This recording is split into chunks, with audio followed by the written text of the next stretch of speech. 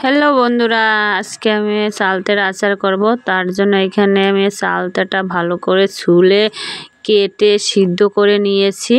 দেখো, সিদ্ধ করে কেবল নামিয়েছি, ধোয়া উঠছে। এভাবে সিদ্ধ করে নিয়েছি। এখন আমি চালতাটা ভালো করে ছেঁচে নেব। এইখানে আমি পুতা আর গামলা নিয়েছি। চালতাটা ছেঁচবো। চালতাটা এইভাবে ছেঁচে নেব আমি। দেখো, এই সব কয়টা চালটা ভালো করে ছেঁচে নেব। আমার এতটা ছেঁচা হয়ে গিয়েছে।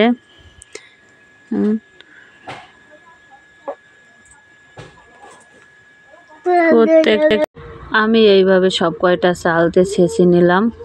এরকম আমার সব ছেঁচা হয়ে গিয়েছে। কিভাবে ছেঁচেছি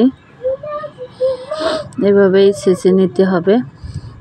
এখন আমি একটু রোদে দিয়ে দেব। রোদে একটু রস টানিয়ে নেব। আমি রোদে দিয়ে দিলাম, কিছু সময় রেখে দেব রোদে।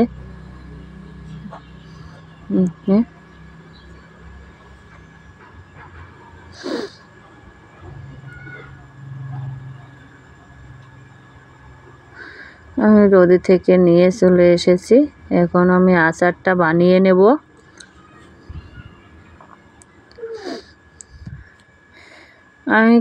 আমি কড়াইতে ধনে আর কয়টা শুকনো লঙ্কা দিয়ে দিয়েছি, ভালো করে ভেজে নেব। এইখানে আমি কিছু পাঁচফোড়নও নিয়েছি, পাঁচফোড়নটাও কিছু ভেজে নেব।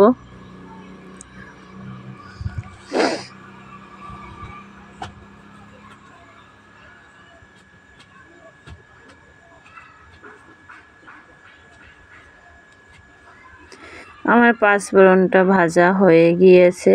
এখন আমি নামিয়ে নেব। আমি নামিয়ে কড়াইতে তেল দিয়ে দিয়েছি। এখানে আমি যে পাঁচফোড়নগুলো ছিল বাকি, সেগুলো দিয়ে দিলাম তেলে। এখন আমি চিনি দিয়ে দেব। এখন আমি এখানে 1 কিলো চিনি নিয়েছি। এখানে আমি চিনিটা দিয়ে দেব। আমি চিনিটা দিয়ে দিয়েছি। এখন ভালো করে নাড়িয়ে চেড়ে নেব কিছু সময়। আমার চিনিটা প্রায়, এখন আমি চালতাটা দিয়ে দিলাম। এখন ভালো করে নেড়ে চেড়ে নেব।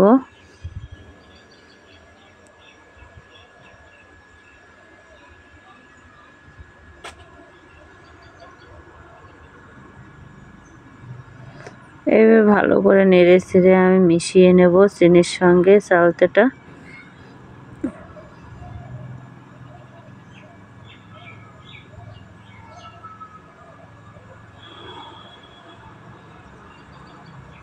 কিছু সময়ের মধ্যে জল গলে দেখো আমার চালতাটা জল বেরিয়ে কতটা হয়ে গিয়েছে। আমি আস্তে আস্তে জ্বালিয়ে জলটা টানিয়ে নেব। দেখো কি সুন্দর হচ্ছে, কতটা টেনে গেছে জলটা।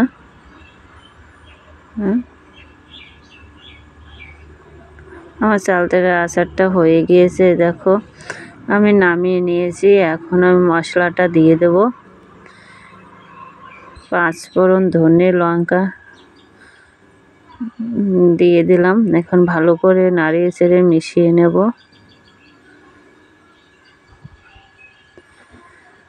দেখো কি সুন্দর কালারটা হয়েছে, দেখতেও যেমন হয়েছে, খেতেও খুব টেস্টি।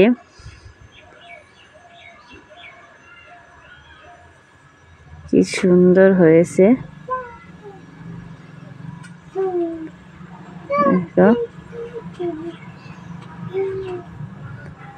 আর আচারটা রেডি হয়ে গিয়েছে।